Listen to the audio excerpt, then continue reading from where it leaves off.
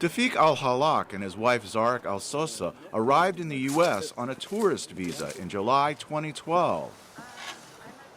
A well-known TV journalist in Syria, Tawfiq began to write on Facebook about the country's mounting revolt against the government, and soon got an unexpected visitor from the Assad regime. He said, either you stop writing or I will kill you, burn down your house, and kill your family. I asked if he knew who I was. I know you are Tawfiq al-Halak, the famous TV presenter. Even if you are God, I will kill you and your family.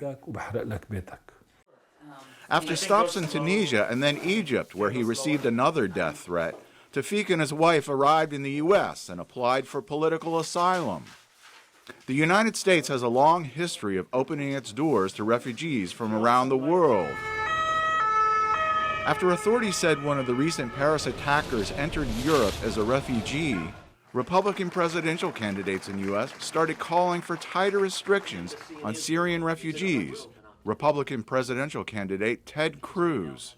I am leading the fight in the U.S. Senate to stop President Obama and Hillary Clinton's plan to bring to America tens of thousands of Syrian Muslim refugees. Why? Because the administration itself admits it cannot vet these refugees. Republican frontrunner Donald Trump called for more tracking of refugees in the U.S.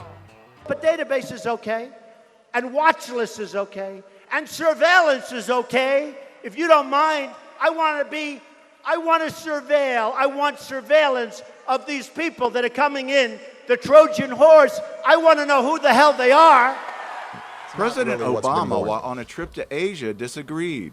They've been playing on fear in order to try to score political points or to advance their campaigns.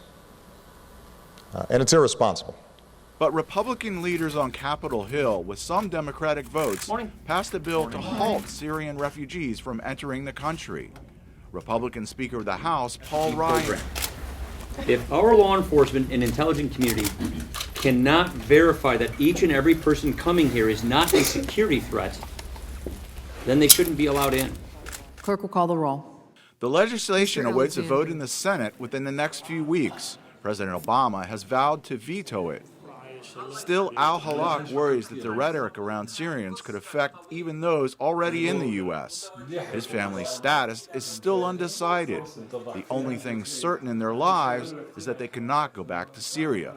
Jeff Swicord, VOA News, Washington.